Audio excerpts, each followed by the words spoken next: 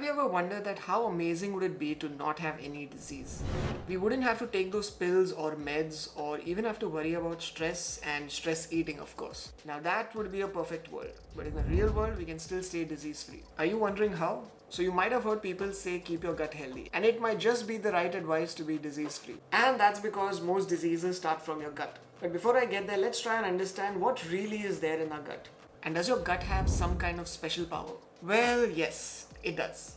So stay till the end because this is very interesting. So we know the gut as our digestive system that has trillions of bacteria, viruses and fungi that live inside us. So instead of making you sick, these are the good guys. More like family. And all of them together form the gut microbiome. And there might be around 10 trillion microbiome in your gut. And that's more than the stars in our galaxy. And trillions of these microbiomes perform many functions in our body.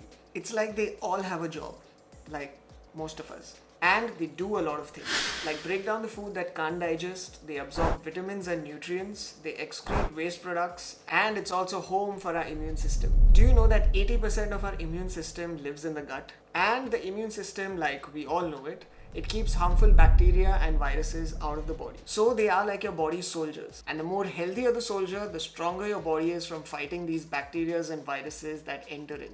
And they know what's good for the body and who the enemy is. So the key is to keep a healthy gut. But first, what really hurts the gut? There are many things that damage our gut, like the environment we live in. Oh wait, not this. This. Ta-da! And also things like poor quality of sleep, alcohol consumption, and not being physically active. We are also exposed to many pesticides and chemicals through our food supply, and even medications like antibiotics. Most antibiotics that are in the market, in fact, wipe out 1/3 of your gut bacteria when you consume them. But what really keeps our gut healthy is this. Well, the gut loves one thing the most, and that's fiber. And fiber is the best fuel for your gut bacteria. It's one of the most important things to keep your gut healthy. So think of your gut like a car. You service your car well every time and it will run smoothly for years. And that's what fiber does to your gut. It's almost like servicing your car. But it does more than that. The same way when fiber enters your gut, it nourishes the gut bacteria. It improves your immune function, helps in preventing inflammation and reduces your risk of cancer. And the more fiber you consume through food, the more good bacteria you will have in your gut. Basically, more healthy soldiers. And the best way to get your gut this dietary fiber is by having fruits, vegetables, nuts, seeds, legumes and whole grains.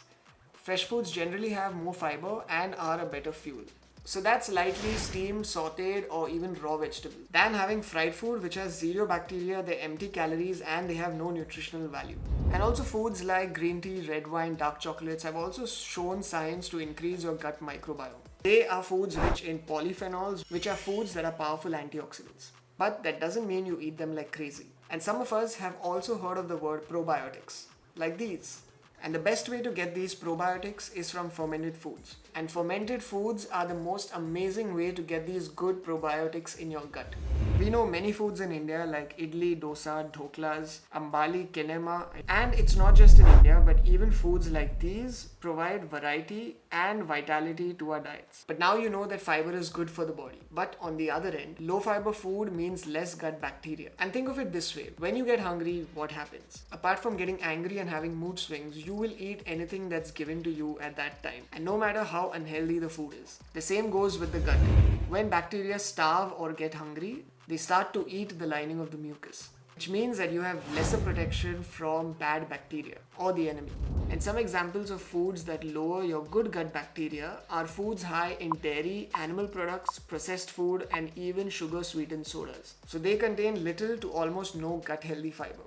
In short, the more fiber, the more healthy is your gut bacteria, and the less fiber, the less healthy is your gut bacteria. And even though we don't know everything about our gut because it's massive like a galaxy, but what's really amazing is that we know what's good for our gut and what's not.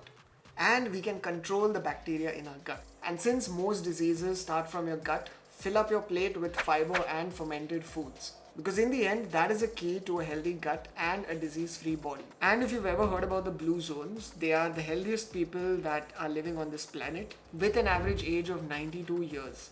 And most people in those blue zones are above the age of 100. And one of their major reasons for their longevity is consuming high fiber foods. So on a scale of 1 to 10, how healthy is your gut? Let me know in the comments. Till then, relax, be awesome, and eat a lot of fiber. Rosha that.